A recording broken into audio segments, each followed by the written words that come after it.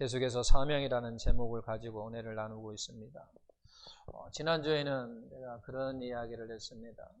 감당할 사명이 있는 사람에게는 죽음이 있다 없다. 감당할 사명이 있는 사람에게는 죽음이 있어요 없어요? 없다라고 제가 이야기했어요. 네. 왜 없어요?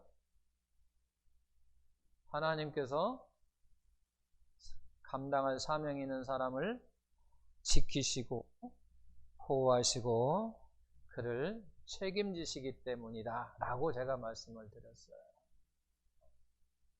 그러니까 결국은 우리가 죽는다라고 하는 얘기는 결국은 사명이 이제 끝났다.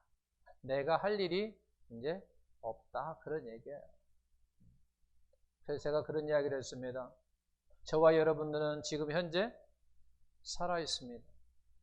살아있다라고 하는 것은 어떤 의미라고 말씀드렸어요? 내가 해야 할 일이 있다. 곧 사명이 있다라고 말씀드렸어요. 내가 해야 할 일이 있다라는 얘기예요. 물론 세상적으로도 우리가 할 일이 있지만 그건 이제 세상 나가서 할 얘기고 우리가 하나님 안에서는 우리가 하나님 안에서 그리스도인으로서 하나님의 자녀로서 백성으로서 우리가 사명해야 할 일이 있다라고 말씀을 드렸습니다. 근데 그 사명을 사도 바울은 뭐라고 했냐면 나의 달려갈 길이다라고 이렇게 표현을 했습니다. 나의 달려갈 길이라고 하는 것은 우리가 그런 생각을 할 수 있습니다. 레이스를 따라 달리는 마라톤 선수 같은 연상을 하게 됩니다. 우리가 마라톤 하면 많은 사람들이 앞, 뒤, 좌우 많은 사람들이 같이 뜁니다.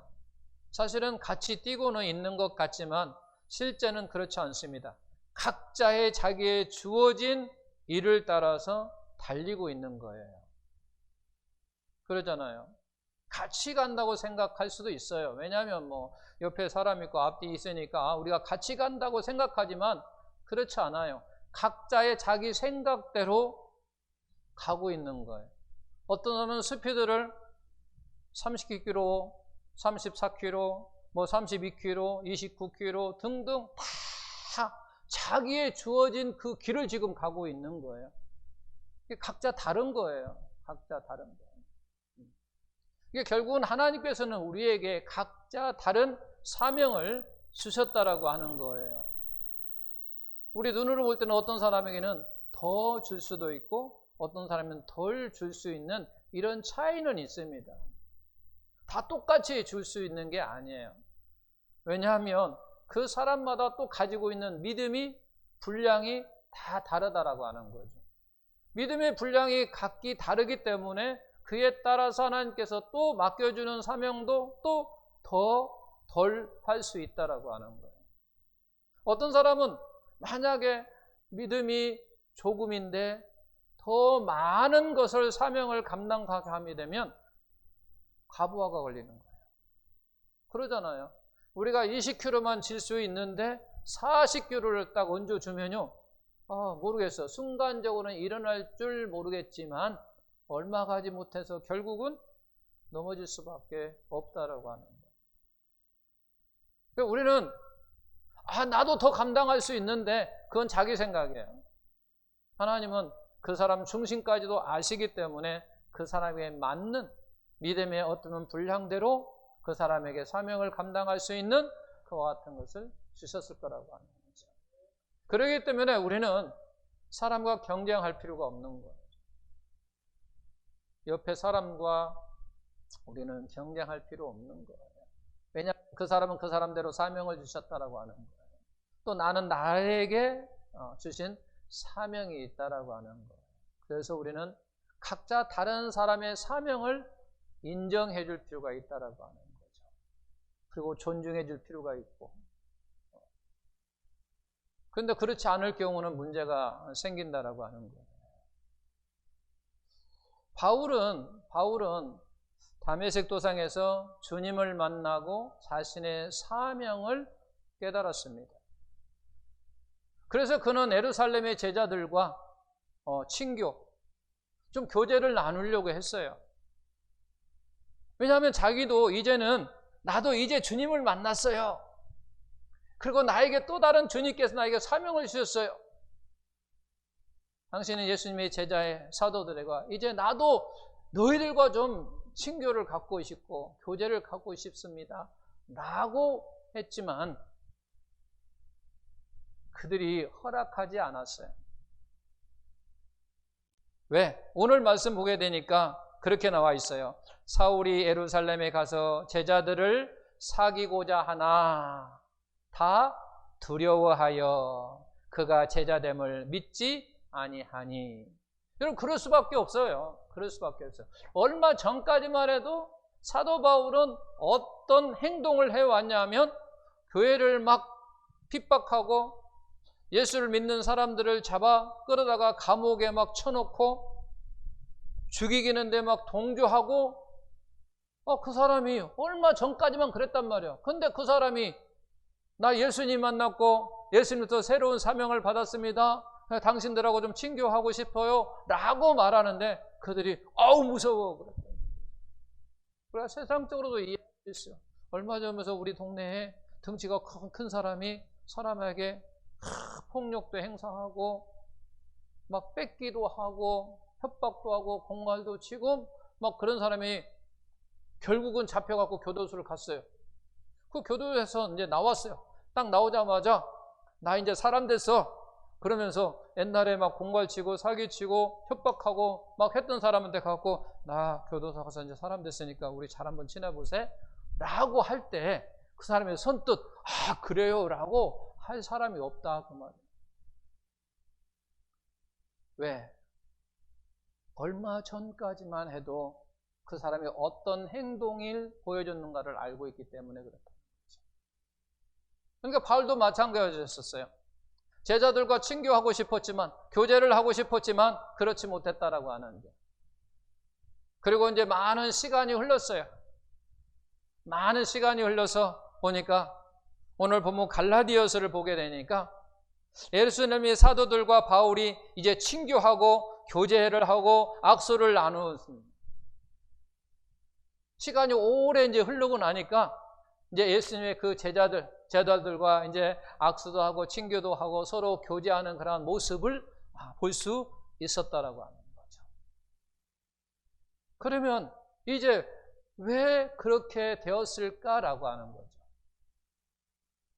그들과 이제 서로 친교하고 교제하게 되었을까라고 하는 것은 결국은 그거예요.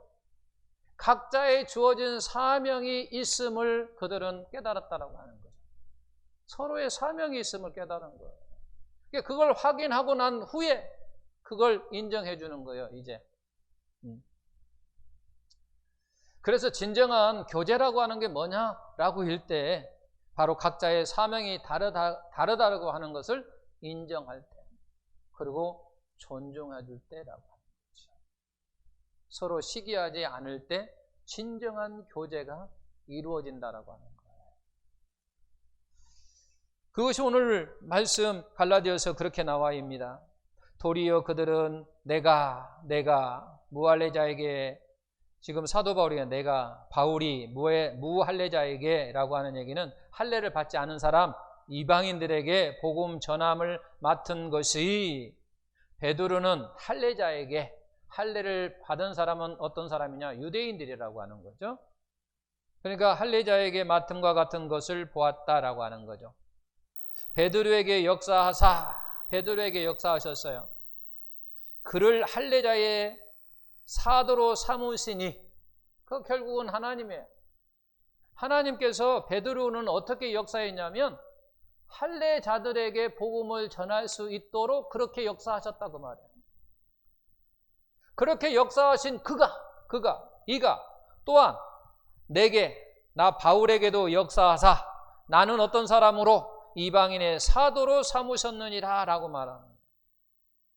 또 기둥같이 여기는 야고보와 게바와 요한도 내게 주신 은혜를 알므로 내게 주신 은혜를 안답니다.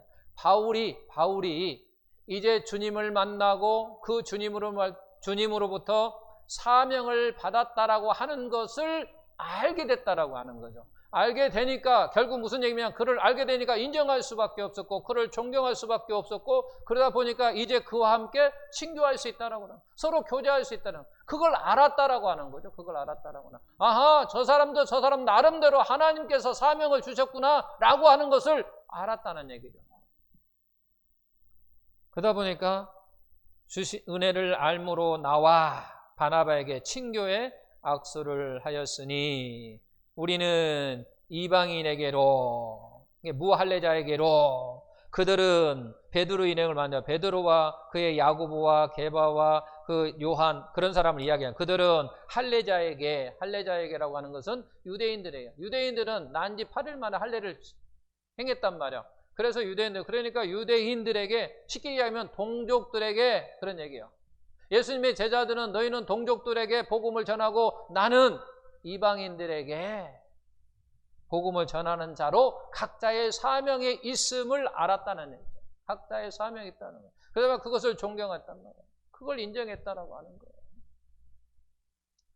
그리고 나서 또 오랜 시간이 흘렀습니다. 오랜 시간이 흘러서 이제 바울이 죽음을 앞에 이제 두었어요. 그러면서 그가 그렇게 고백을 하는 거예요. 나는 지금까지 최선을 다해 달려왔다라고 이야기해요.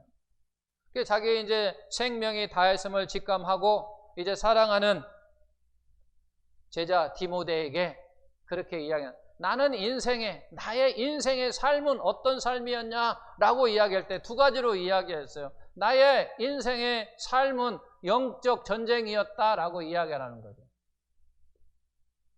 그리고 두 번째는 뭐 했냐? 달리기였다는 얘기예요.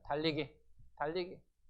마라톤, 끝없는 자기 인생의 삶은 나는 그렇게 달려왔다라고 하는 거죠. 영적 전쟁이었다고 하는 거죠. 자, 저는 이거 가만히 묵상하면서 정말 대단하구나라는 거예요. 영적 전쟁이라고 하는 거는요, 계속 이루어지는 거죠. 내 안에서 계속 이루어지는 거잖아요. 내가 무엇을 하든지 그러잖아요. 내가 오늘의 삶을 나가서도요, 영적 전쟁이에요. 늘 내 앞에 다가오는 모든 것이 좋은 것, 늘 선택의 기로에 다가온다라고 하는 거예요. 내가 가야 되냐 말아야 되냐. 오늘 당장 여러분들은 주일날이니까 아침에 일어나서 교회를 가야 될까 마야 될까. 이게 영적 싸움인 거예요. 이게 갈까 말까 많이 망설이니 자체. 그리고 또 어떤 사람에게도 내가 무엇을 해줘야 되냐 말해야 되느냐, 이것도 선택의 기로잖아요.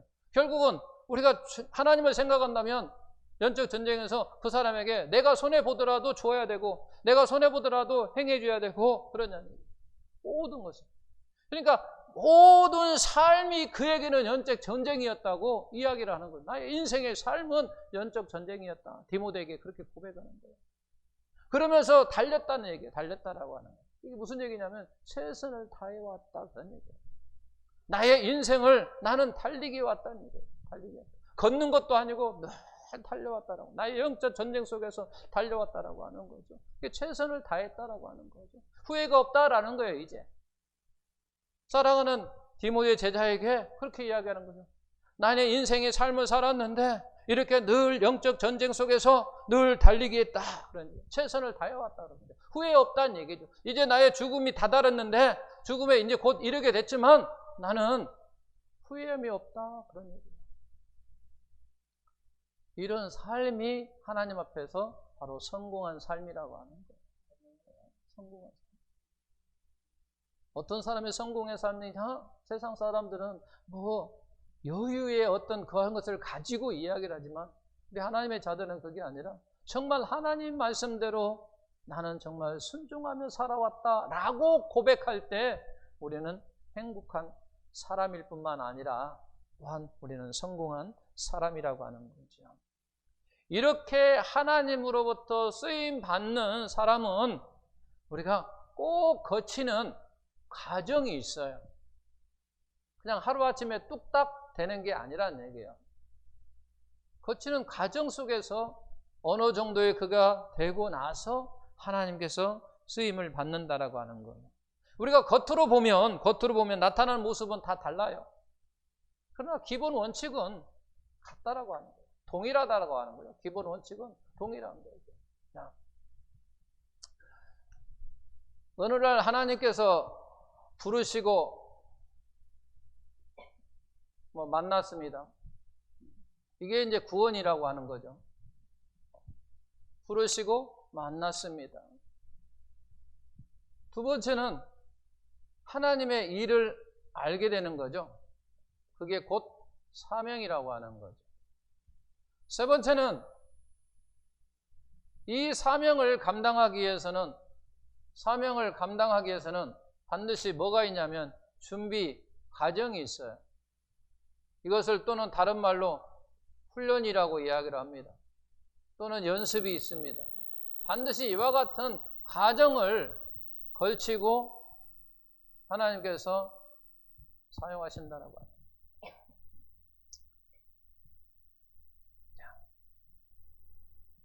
하나님의 주권과 섭리적인 측면에서 보면 하나님께서는 우리가 하나님을 만나기 전 이미 우리 인생에서 개입하시고 역사하신다라고 하는 거예요.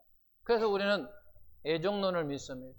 하나님께 이미 우리가 태어나기도 전에 우리를 택하셨다라고 이야기해요. 생기기 전에도 이미 계셨다. 마찬가지로 여기서도 이미 하나님께서 그 사람을 어떻게 사실 건가를 이미 전부터 개입하시는 거예요. 개입하시고 역사한다라고 하는 거예요. 역사하신다라고 하는 거예요. 이걸 우리가 이제 사도 바울을 지금까지 쭉 이야기를 해왔으니까 우리가 사도 바울에게 한번 적용을 해보겠습니다. 바울은 하나님을 섬긴다고 했지만 건너지 못한 상태에서 상당한 시간을 보내고 오늘날 다메섹 도상에서 주님을 만나고 사명을 알게 된 거죠. 구원을 받았다라고 하는 거죠. 구원을 받았습니다. 그리고 그것이 결국은 주님을 만나고 그 다음에 사명을 깨달았어요.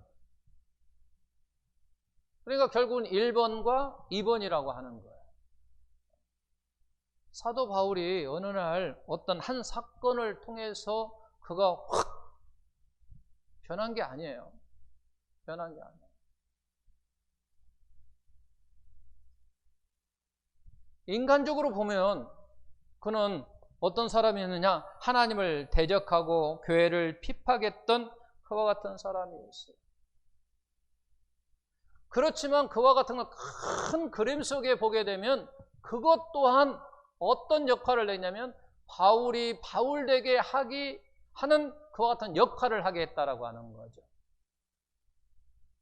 사람을 잡아다가 감옥에 갔고 교회를 핍박하고 하는 그것도 결국은 바울이 바울되게 하는 그와 같은 역할을 하게 됐다라고 하는 거예요. 그러니까 그는 더 깊이 반성했어요. 더 깊이 회개했어요. 더 깊이 했어요. 우리는 그냥 가볍게 뭐 잘못했으면 그냥 잘못했습니다 라고 말하지만 그는 그렇게 말하지 않았어요. 나는 죽을 수밖에 없는 사람이었는데 하나님의 큰 은혜. 그냥 우리는 그냥 은혜라고 말할 수 있지만 사도는 하나님의 큰 은혜가 아니었으면 나는 돌이킬 수 없는 사람이었다 이렇게 말하는 거예요. 결국은 그가 그와 같은 것은 바울이 바울되게 역할을 했다라고 하는 거예요. 반드시 이와 같은 것이 필요하다고 하는 거죠. 제가 얘기했지만 어느 날 어떤 한 사건을 통해서 바울이 바울되게 한 게 아니라고 하는 거죠. 그와 같은 모든 것, 바울에게 일어났던 모든 것, 이것, 저것, 이 모든 것이 뭐하여 합력하여 선을 이룬다고 하신 말씀처럼 결국 이 모든 것이 합력하여 바울을 뭐 되겠다요? 바울 되겠다라고 하는 거예요. 바울이 바울되게 한 거예요. 자. 그리고 다메섹으로 가는 길에 주님을 만나 구원받고 자신의 사명을 깨달은 바울은 다메섹에 돌아가서 주님을 증거했습니다. 그러나 스스로 깨달았죠. 이 상태로 내가 주님을 증거할 줄 알았지만 그렇지 않다고 하는 걸 자신이 깨닫게 돼요. 알게 되는 거죠. 바나바노 그래가지고 바울이 어디 가냐면 아라비아 광야로 갑니다. 아라비아 광야. 즉 아라비아에서 길리기아, 그의 고향 어디냐면 어떻게 생각해요? 다소. 그곳에 가서 오래 상당히 시간을 보냅니다. 상당. 이곳에 가서 상당히. 이게 결국은 이 시간이에요. 이 시간. 상당한, 결국 2년이요. 만 2년을 이곳에 있었어요. 아라비아 광야, 길리아 다소라고 하는 그 고향에 가서 2년을 보내왔어요. 그러니까 2년 동안 뭐 했느냐? 라고 할 때 성경은 뭐 했다라고 나와 있지는 않아요. 그러나 우리는 알 수 있어요. 바울은 여기에서 무슨 일을 했느냐? 그 이야기를 했어요. 율법의 신학을 버렸어요. 그곳에서 율법의 신학을 버리고 그건 뭐냐면 복음의 신학을 정립을 했어요. 정리를 한 거예요. 새로운 신학이죠. 새로운 신학을 정리를 했어요. 그럼 어떻게 그걸 알 수 있느냐? 라고 이야기한다면 우리 이렇게 알 수 있어요. 여러분 주위에 어떤 사람이 영어를 전혀 하지 못하는 사람이 2년 뒤에 나타났는데 영어를 막 잘해요. 그렇다면 우리는 추측할 수 있어요. 그냥 생각할 수 있어요. 아, 저 사람이 2년 동안 얼마나 피나는 노력을 했구나. 무슨 노력? 영어 회화에 대해서 피나는 노력을 했구나. 그래서 지금 저렇게 유창하는구나 라고 하는 걸 우리는 안다는 얘기예요. 그 사람이 말하지 아니하여도 우리는 그와 같은 걸 그냥 금방 알 수 있어요. 내가 2년 전에 저 사람을 볼 때는 전혀 영어의 대화를 못했어요. 회화를 못했는데 2년 뒤에 나타났는데 미국 사람 나왔는데도 서슴없이 그냥 회화를 막 한다고 한다면 그가 2년 동안 얼마나 피나는 연습과 훈련을 했는가를 우리가 말할 수 있다라고 하는 거죠. 그런 것처럼 사도 바울도 마찬가지죠. 사도 바울도 안디옥에 2년 뒤에 안디옥에 나타났어요. 안디옥 교회에 나타났는데 그곳에서 이 전에 자기들과 놀던 율법주의자들과 율법의 신학을 가지고 있는 사람과 논쟁을 하는 거예요. 논쟁을 하고 막 들어서 싸우는 거예요. 싸우는데 이기더라는 거예요. 누가? 바울이 이기더라는 거예요. 원투 이게 싸우는 게 아니라 논쟁을 했단 말이에요. 율법 신학과 복음 신학과 서로 싸운다라고. 그런데 이기더라는 거예요. 누가? 바울이. 그렇다면 바울이 그 앞에 2년 동안 뭐 했는가를 우리가 추측해낼 수 있다라고 하는 거죠. 그러니까 그가 안디옥 교회에 나타날 때는 바로 그가 비록 바리새인이었고 율법주의자였었지만 그 모든 것을 그들과 함께 있었지만은 정반대의 입장에서 이제 그들과 함께 논쟁을 했는데 바로 이기더라고 하는 거죠. 그렇다면 결국 무슨 얘기냐면 바울이 신학이 달라졌다라고 하는 거예요. 그리고 복음이 정리가 됐다라고 하는 거예요. 그렇기 때문에 그들을 이길 수 있다는 거예요. 율법주의자를 이길 수 있다라고 하는 거죠. 얼마나 피나는 그와 같은 연습, 훈련하는 것처럼 바로 사도 바울도 복음에 정리하는데 피나는 어떤 노력 과정을 거쳤다라고 하는 거예요. 반드시 그러므로 말미암아 우리가 기억할 게 있어요. 여기서 우리가 반드시 기억할 게 뭐냐면 구원은 순간적으로 이루어집니다. 구원은 순간적으로 이루어집니다. 그러나 신학은 반드시 뭐가 필요하느냐? 시간이 필요합니다. 시간이 필요해요. 신학을 정리하는 데는 반드시 시간이 필요한 거죠. 구원은 그냥 이루어져요. 구원은 순간적으로 그냥 이루어지는 거예요. 쉽게 이야기하면 나 오늘부터 예수 믿겠습니다 라고 하면 그것이 곧 구원일 수 있어요.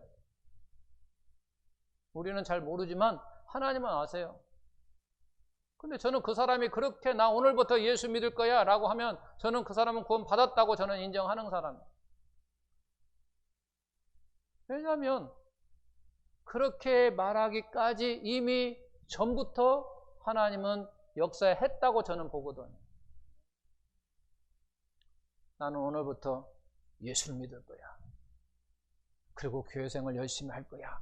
라고 결심한다고 한다면, 결단한 사람이라고 한다면 저는 구원받은 사람이라고 생각하는 거예요. 그 순간부터 구원받은 사람이라고 해요. 그렇다고 해서 그 사람이 그날부터 확 변해가지고 이제 막 말씀대로 다 살 수 있느냐? 그건 아니라는 거예요. 그렇게 살려고 하면 바로 시간이 필요하다 그런 얘기예요. 시간이 필요하다는 거죠.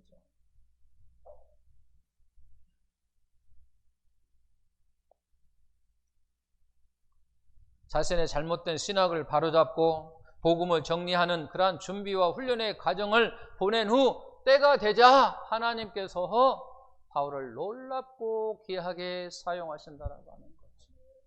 바로 이와 같은 것이에요. 그냥 하나님이 사용하시는 게 아니라, 그냥 하나님의 쓰는 게 아니라 바로 이렇게 어느 날 부르시고 만남으로 말미암아 그에게 구원을 주시고, 순간적으로 구원을 주시고, 그리고 어느 날 그에게 하나님의 일, 나의 사명을 알게 하고 깨닫게 함으로 그 사명을 감당하기 위해서는 반드시 준비 과정이 있다라고 하는 거예요.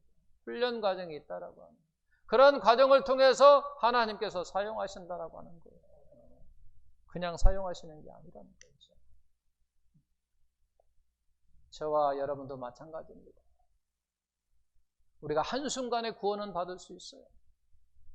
그러나 우리가 정말로 하나님의 자녀가 자녀답게 살기까지, 우리가 또 어떤 시작하기까지는 반드시 이런 과정이 있다라고 하는 거죠. 지금 여러분 중에서는 1단계일 수도 있어요. 어떤 사람에게는 1단계. 나는 이제는 구원은 받았어. 근데 아직 나는 하나님의 뜻을 모르겠어. 하나님의 사명을 모르겠어. 하나님 나에게 주신 일을 모르겠어. 그럼 아직 2번은 안 간 거예요. 이게 필요하다는 거죠.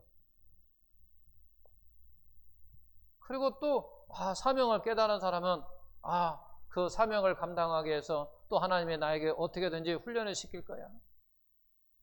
어떤 준비 과정을 거치게 할 거야 라고 하는 거죠. 그리고 사용한다라고 하는 거예요. 이제는 이걸 잠깐 이제 멈추고 이제 또 우리가 요셉을 한번 보도록 하겠습니다. 요셉이라고 하는 사람.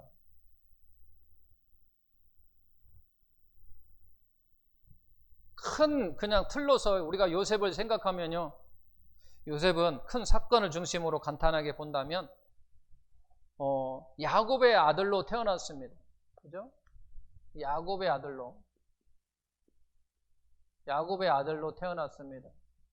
그리고 17세 때에 형들로부터 종으로 팔립니다. 그리고 보디발을 집으로 종살이를 합니다. 그리고 17세, 30대에 예굽의 총리가 됩니다. 39세 때에 기근으로 말미암아, 온 세상이 기근으로 말미암아 예루살렘에 있던 자기 형들과, 자기를 팔았던 형들과 아버지를 만나게 됩니다. 형들과 아버지를 만나게 됩니다. 39세. 이때가 아버지 야곱은 몇 세? 130세. 그리고 이제 요셉과 17년을 더 살다가 147세에 죽습니다. 요셉은 이때 나이가 언제냐, 몇 세냐 하면은 56세. 그리고 몇 년을 더 사느냐?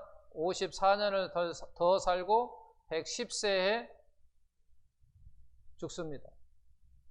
간략하게 보면 저런 이제 됩니다. 근데 요셉은 17세 때에 형들에게 의해 팔렸던 사건이 자신에게 무엇을 의미하는지 몰랐어요. 다만 두렵고 고통스러웠을 뿐이에요. 너무 무서웠어요. 어린 나이에 두려웠죠. 무서웠던 거죠. 그리고 그에게는 엄청난 고통이었어요. 그리고 또 보디발 집에서 종살이를 할 때 거기에서도 하나님의 주권과 섭리가 있었음을 알지 못했어요. 근데 그때 하나님은 함께 하셨거든요. 그런데 본인 요셉은 하나님의 주권과 섭리가, 하나님의 계획이, 하나님의 뜻이 무엇인지를 전혀 모르고 있었다라고 하는 거죠. 그저 생존을 위해서 자신에게 다가온 환경과 조건에 그냥 적응하며 살았을 뿐이에요. 그러다가 또 이제 보디발의 아내를 통해서 또 억울하게 옥살이를 가니까 더 그는 너무나도 암담할 수밖에 없었어요. 근데 이제 창세기 40장 14절 15절 이제 보게 되면 요셉이 이제 술 맡은 관원장의 꿈을 해석해 줍니다. 우리 다 같이 읽어볼까요? 40장 14절 15절. 당신이 잘 되거든. 이게 지금 술 맡은 관원장한테 이야기하고 있는 거예요. 누가? 요셉이. 당신이 잘 되시거든. 그런 얘기야. 나를 요셉을 생각하고 내게 은혜를 베풀어서 내 사정을 바로에게 아뢰어 이 집에서 나를 건져주소서. 감옥에서 나를 좀 건져주소서, 그 말입니다.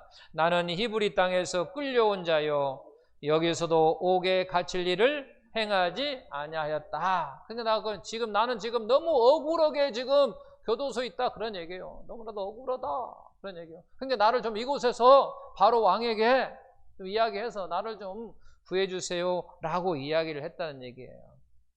요셉은 술 뱉은 관원장으로부터 좋은 소식을 기다렸지만 그는 요셉의 부탁을 잊어버렸어요. 그리고 만 2년이 시간이 흘러갑니다. 그리고 어느 날 이제 요셉은 애굽의 바로의 왕 만나게 됩니다. 그것이 창세기 41장 15절 16절입니다. 창세기 41장 1절에 보게 되면 그렇게 나와. 만 2년 후에, 그러나 만 2년 후에 2년이 지났습니다. 그리고 이제 41장 15절 16절 다 같이 보면 바로가 요셉에게 이르되 내가 한 꿈을 꾸었으나 그것을 해석하는 자가 없더니 들은즉 너는 꿈을 들으면 능히 푼다 하더라. 요셉이 바로에게 대답하여 이르되 내가 아니라 하나님께서 바로에게 평안한 대답을 하시리라 라고 지금 말씀합니다. 요셉은요, 술 맡은 관원장에게 자신을 감옥에 꺼내줄 걸 부탁했어요. 그 부탁할 때 그 말 보게 되면 나는 좀 억울하다라고 하는 것이 의미가 담겨져 있어요. 왜? 나는 이곳에 올 어떤 그 일도 하지 않았다. 그러니까 나를 좀 구해달라고 하는 건, 나 지금 억울하다, 그걸 지금 표현하는 거예요. 나 지금 억울해, 나를 좀 구해줘. 당신이 복직되거든, 달되거든, 당신이 복직되거든. 바로 왕에게 수중드는 술을, 포도주를 탁 대접하는 사람으로 늘 가까이 있으니까 나를 좀 이야기를 해서 좀 구해줘, 그런 얘기거든. 그래서 요셉은 술 맡은 관원장을 믿었죠. 내가 해준 게 있으니까. 내가 꿈을 해석해서 그 해석대로 그가 바로의 왕 곁에 모시는 사람으로 돼버렸으니까 이제 저 사람이 나를 구원해 줄 거야. 근데 그의 생각대로 되지 않았어요. 그 사람은 까마득히 잊어버렸거든.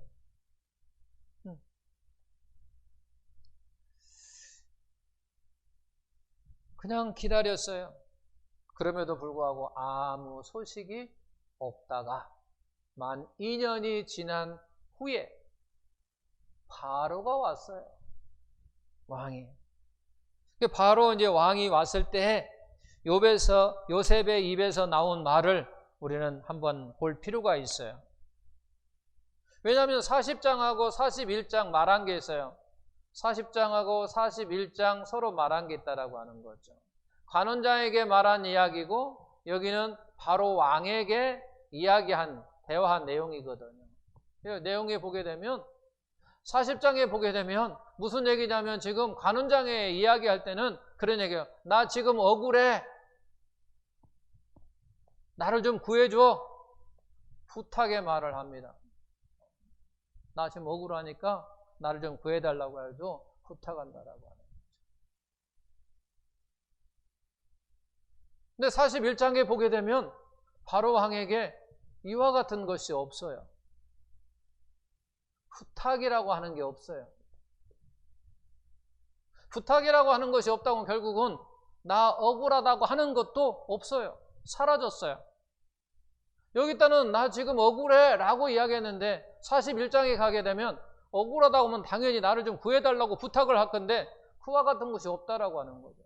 그렇다면 결국 무슨 얘기냐면 자기는 이제 억울한 것이 사라졌다라고 하는 거죠. 그리고 40장에는 뭐냐면 나라고 하는 사람이 있어요. 내가 나라고 하는 사람, 요셉이라고 하는 사람이 존재합니다. 기준이. 41장에 보게 되면 이 나라고 하는 요셉이 없어지고 그 안에 누가 있냐면 하나님이 계세요.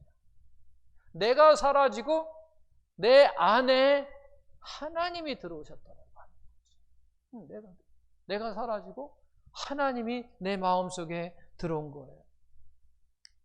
하나님을 언급하는 거예요. 이게 결국 무슨 얘기냐면 요셉이 달라졌다는 거예요. 요셉의 마음속에 하나님이 계셨어요. 요셉의 마음속에 하나님이 계시니까 결국은 하나님이 계신다는 것은 주인이 바뀌었다라고 하는 거죠. 주인이 바뀌었어요. 전에는 내가였었어요. 지금은 이제 하나님이에요. 이렇게 주인이 바뀌었다라고 하는 거예요. 이 말을 다른 말로 이야기하면 이 전에는 나의 중심으로, 나의 관점으로 어떤 걸 바라봤어요. 제가 여기 이야기 쭉 이야기했잖아요. 이것을 요셉은 자기 관점으로 바라본 거예요. 그러다 보니까 억울한 거예요. 때려주기도 못하는 형들이 나를 팔았어. 종로를 팔았어. 내가 나중에 잘 되거든. 그놈들은 확 조질버릴 거야. 그러잖아요. 내가 잘 되거든. 보데바 안에 너 두고 보자. 그랬을 거라는 얘기죠. 이를 갈았을 거라고 하면 얼마나 억울해요. 이를 갈았을 거라고 하는 거예요. 왜? 나의 입장으로 보니까 그런 거죠. 요셉의 입장으로 보니까 너무 억울하고 괘씸하고 막 억울하고 막 그런 거예요. 그런데 이게 이 관점이 바뀌었어요. 뭘로? 하나님의 관점으로, 시각으로 바뀐 거예요. 하나님으로 딱 바라보니까 그럴 수밖에 없었어요. 형들이 나를 안 팔았으면 내가 어떻게 예굽에 갔냐는 얘기죠.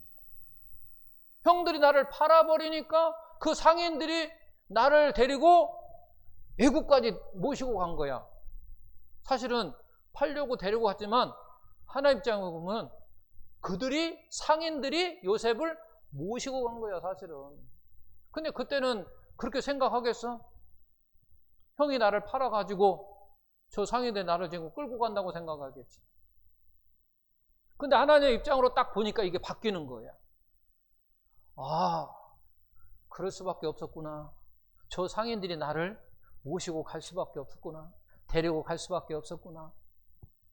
그리고 또 보디발의 집에 나를 팔 수밖에 없겠구나. 왜? 보디발의 집에 안 갔으면 그 보디발 아내가 유혹도 안 했을 것이고 나하고 자자설도 안 했을 것이고 억울하게 그냥 일 잘하는 거니까. 얼마나 충성스러운 일꾼이었었어요, 요셉이. 그랬잖아요. 타타이 누가 뭐라 하지 않아도 일을 탁 하는 사람 요셉이었잖아요. 그래서 모든 걸 다 맡겨버렸잖아요. 네가 다 알아서 해. 내 아내만 빼고 네가 다 알아서 해. 그랬잖아요. 얼마나 충성스러웠으면 그 이야기 했었어요. 근데 보디발의 아내가 집에 가니까 색을 좋아했는지 어쨌든 간에 그걸 유혹해가지고 도망가니까 괘씸한 놈 해갖고 가둬버렸잖아요. 아하, 하나님 입장으로 딱 보니까 보디발 아내가 하나님 역사에서 저놈을 유혹해라. 유혹에 안 넘어가니까 에이 괘씸한 놈 감옥에 딱 가둬버렸단 말이야. 하나님의 점으로 딱 보니까 하나님이 다 하신 거야. 이렇게 저렇게 다 하신 거야. 그러니까 사실은 나를 억울하게 한 것도 물론은 보디발의 아내이지만 억울한 게 없는 거예요. 왜? 하나님이 그렇게 하신 거예요. 보니까. 하나님의 관점으로 딱 보니까 모든 것을 내가 인정할 수밖에 없고 받아들일 수밖에 없는 거예요. 그러다 보니까 용서 아닌 용서가 되는 거예요. 사실 내가 용서할 이유가 없는 거예요. 그 사람이 나한테 잘못한 게 아니야. 잘못했다면 하나님이 나한테 잘못한 거야. 근데 그것이 하나님의 일이었어. 하나님의 뜻이었단 말이야. 내가 너를 그렇게 하려고 해서 뭘로? 총리로 세우려고 그런 과정을 가겠다라고 해요. 네가 볼 때는 억울하고 상처투성이고 힘들고 고통스러워했지만 30세에 총리를 내가 너를 만들기 위해서 너를 훈련시켰어. 그런 얘기죠. 영성. 왜? 결국 목적이 뭐냐면 총리를 세워서 결국은 바로를 애굽을 바로 세우려고 한 게 아니라 너희 백성을 내가 너희 백성을 구원하려고 애굽의 총리로 세운 것이 애굽을 다스리는 것도 있지만 그 목적이 아니었었어요. 애굽의 이스라엘의 백성들을 구원하려고 바로의 애굽의 총리를 세운 거란 얘기예요. 이와 같은 모든 것이 다 하나님의 입장으로 보니까 다 받아들여지고 인정이 됐다라고 하는 거예요. 다 인정이 되는 거예요. 그럼 이렇게 왜 이제 요셉이 달라지게 됐느냐라고 하는 것은 보게 된 거예요. 시편 105편에 보니까 우리가 이 말씀은 다 읽어보겠습니다. 시편 105편 16절 19절 보면 그가 또 그 땅에 기근이 들게 하사 그들이 의지하고 있는 양식을 다 끊으셨도다. 그가 한 사람을 앞서 보내셨으며 한 사람을 보내셨어요. 그가 한 사람을 앞서 보냈다는 건 요셉을 먼저 보냈다는 거예요. 요셉이 종으로 팔렸도다. 그 이야기는. 보냈는데 어떻게 보냈느냐? 종으로 팔렸다. 그리고 그의 발은 차고를 차고 그의 몸은 쇠사슬에 매였으니 곧 여호와의 말씀이 응할 때까지라. 그의 말씀이 그를 뭐했다?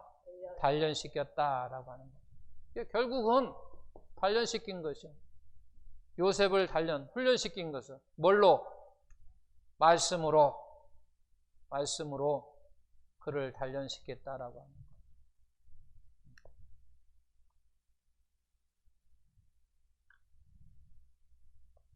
우리가 여기서 이제 끝에 마지막에 시간이 이제 많이 갔으니까 한 가지만 이야기하고 마칠게요. 하나님의 백성들, 자녀들, 하나님의 쓰시기 위해서는 반드시 이와 같은 것이 있는데 바로 마찬가지예요. 환경이 필요합니다.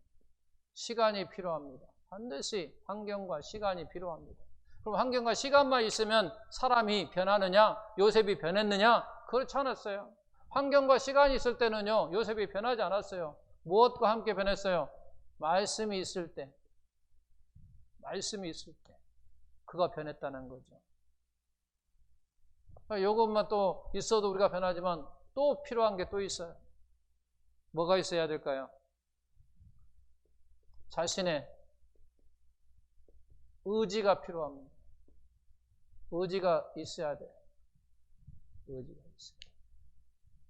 그래서 성장 속도가 달라지는 거예요. 어떤 사람은 그냥 환경과 시간과 말씀 속에서 그냥 있는 거예요. 즉, 예를 들자면 이런 거예요. 나는 하나님을 오늘부터 내가 믿겠습니다. 그리고 신앙생활을 오늘부터 하겠습니다. 나는 교회를 오늘부터 다니겠습니다. 하고 일주일마다 교회만 왔다 갔다 해. 교회만 왔다 갔다 한단 말이에요. 자, 그것이 곧 시간과 말씀과 보내는 거죠. 의지는 그냥 이제 온 거예요. 근데 어떤 사람은 의지를 더 드리는 거예요. 수요일 날도 드릴 수 있고 금요일 날 철야도 드릴 수 있고 어떤 사람은 말씀을 읽고 묵상하고 기도하고 하는 거예요. 드리는 거예요. 이 안에다가 자신의 의지를 계속 집어넣는 거예요. 이럴 때 성령의 역사함으로 말미암아 그 사람의 믿음이 성장하고 자라는 거예요. 지난주도 얘기했자면 고린도 교회 성도들이 바울과 아볼로를 서로 비교를 했어요. 서로 비교했어요. 그러니까 바울이 뭐라고 이야기하냐면 딱 그렇게 이야기를 하는 거예요. 나는 심었다. 그리고 아볼로는 물을 주었다. 그리고 자라고 성장하게 하시는 것은 하나님이다. 각자의 구별이 딱 돼요. 사명이요. 각자 심었고 복음을 전했고 그래서 어느 순간에 나는 예수를 믿겠다고 했다. 그게 바울까지예요. 그리고 그 사람이 점점 자라게 할 수 있도록 물을 준 거예요. 물을. 제가 여러분들 지금 물을 주고 있는 거예요. 쉽게 이야기하면 말씀으로 깨달았고 이해할 수 있도록 제가 지금 이렇게 설교하는 것이 이 물을 주는 거란 말이에요. 그러지만 결국은 자라고 성장하게 하시는 것은 하나님이 하신다 그 말이에요. 다 이렇게 사역이 있다라고 하는 거죠. 그런데 말씀을 계속 저만 주는 게 아니라 일주일에 저만 주는 게 아니라 자기 자신이 자기를 또 주는 거야. 자기 자신이 자기에게 주는 거예요. 그래서 말씀을 보는 거예요. 그래 금년에 내 구약은 좀 읽기가 막 힘드니까 신약이라도 읽어봐야 되겠다. 그래서 마태복음부터 이해가 되든지 안 되든지 상관없이 계속 읽다 보면 어느 순간에 성령이 역사하사 이 말이 이런 말이구나 하면서 밑줄을 딱 그을 수 있어요. 물론 밑줄 긋지 않아도 상관없지만 어떤 말씀이 나에게 이렇게 딱 다가오는 말씀이 있어요. 그러면 그만큼 성장하는 거예요. 그러면 하나님께 이렇게 사용하실 수도 있지만 우리는 여기에서 또 이렇게 말할 수 있어요. 이 땅에서 천국을 누릴 수 있는 거죠. 이 땅의 영생을 누릴 수가 있어요. 하나님의 나라를 내가 죽어서 누리는 게 아니라 이 땅에서 누릴 수 있다라고 하는 거예요. 물론 죽어서도 누릴 수 있지만 이 땅에서도 우리가 사실은 천국을 누리며 사는 거예요. 이 땅의 천국을 누리고 이 땅의 영생을 누리는 거예요. 제가 지난주 수요일 날 설교를 했을 때가 영생을 누린다. 이 땅의 영생을 누리는 거다. 천국을 누리는 거다. 그럼 어떻게 누리는 거냐라고 이야기를 제가 설교를 했거든요. 그러는 거예요. 하나님께서 이렇게 쓰시지 않으면 나 스스로 이 땅에서 천국을 누릴 수 있는 삶을 살아가는 거예요. 이 땅에서 천국의 삶을 누리면 행복한 거예요. 행복한 거예요. 그건 누리는 사람만이 알 수 있어요. 제가 어떻게 설명해 줄 수 있는 게 아니에요. 이거. 본인이 느끼는 거예요. 본인이.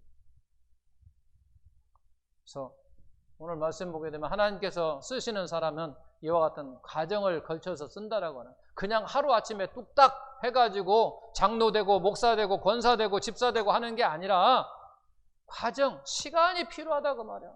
그 시간 속에 훈련이 필요하다고 하는 거죠. 그 훈련은 하나님께도 시키시지만 본인도 또 해야 돼. 자기 의지를 들어서 해야 된다고 하는 거죠. 옛날 우리 어른들은 그런 이야기 했어요. 야, 이놈아, 감나무밭에 입 벌리고 있어봐라. 하루 내내 입 벌리고 있어봐라. 그거 떨어지는 거야. 올라가서 따야지. 따서 먹어야지. 그 올라가는 수고가 있어야 되잖아요. 우리가 올라가는 수고가 있어야 된다는 거죠. 그러므로 말미암아 정말 이 땅에서 우리가 살아가면서 천국을 누리며 죽어서도 천국을 누리지만 이 땅에 살아있을 때도 천국을 누리며 영생을 누리는 그런 성도의 삶이 되기를 예수님의 이름으로 축원합니다.